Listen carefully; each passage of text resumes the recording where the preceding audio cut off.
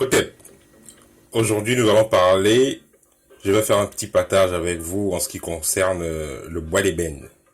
Donc comme vous observez dans cette vidéo, ce sont des objets faits à base de bois d'ébène. Donc le bois d'ébène c'est un bois qui est de couleur noire, mais c'est pas de noir qui révèle de la peinture, mais c'est un noir qui est naturel. Donc l'ébène n'a pas donc la couleur normale des bois ordinaires, parce que le bois ordinaire a une couleur jaunâtre, ou alors marron. Mais euh, l'ébène, donc sa couleur est noire. Donc si vous, pour tester si c'est le bon ou le faux, vous allez tout simplement essayer de le couper tout un peu. Vous allez couper et vous verrez que l'intérieur est toujours noir. Donc c'est ça, le bois d'ébène. Il y a également le bois d'ébène royal qui est de couleurs légèrement mixées, comme vous verrez ceci. Ça c'est l'ébène royal, donc c'est noir mais il y a un peu de marron là. Ça c'est ce qu'on appelle l'ébène royal. Voilà. Donc le bois d'ébène donc est le plus localisé au niveau de l'Afrique centrale.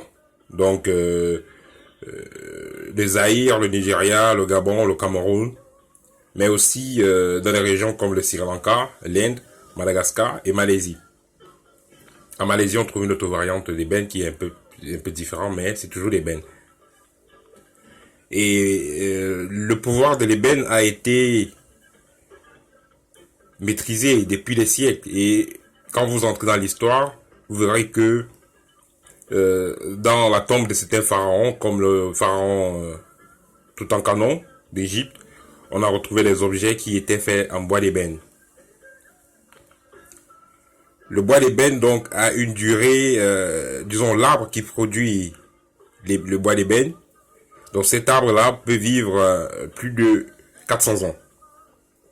Et l'ébène, et cet arbre-là pousse très lentement. Donc ça prend le temps de bien se charger énergétiquement et ça a une densité très forte. Ce qui fait que ce bois est lourd. Et ce bois n'est pas léger comme la plupart des bois. Il est lourd.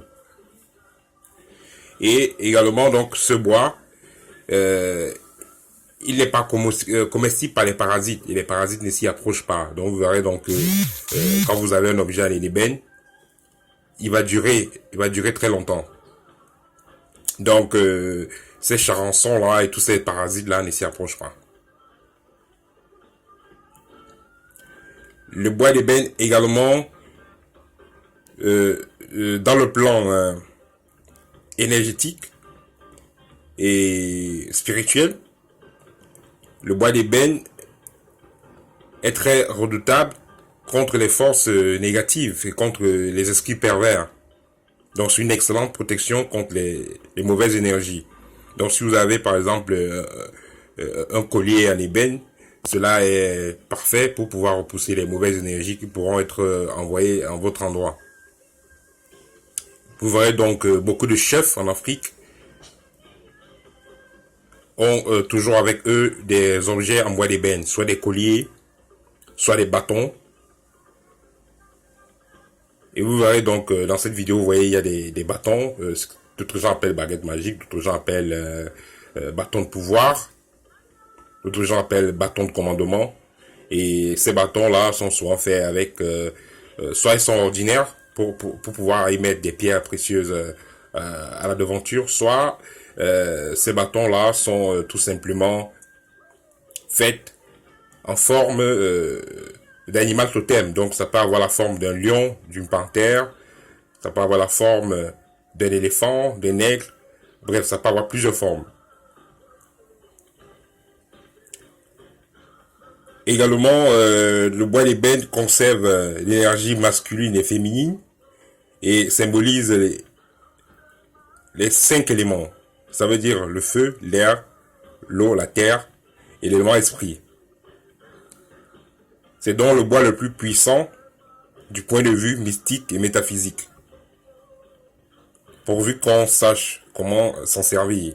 Mais néanmoins, si vous avez un objet en ébène, ça vous met à l'abri de beaucoup d'énergie négative.